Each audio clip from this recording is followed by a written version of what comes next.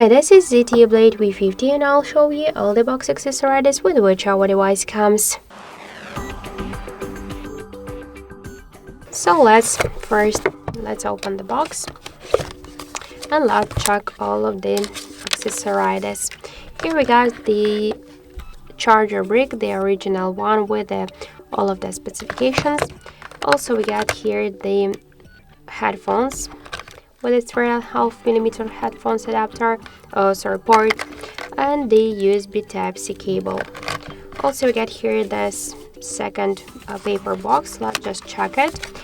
Here we could see the SIM eject tool, the warranty card, and the quick start guides. So some paperwork, and also we get here like the tempered glass and the protective silicone case in clear color. So that's it. That's all of the box accessories with which our device comes. Thank you for watching, and if you like this video, leave thumbs up and subscribe our channel.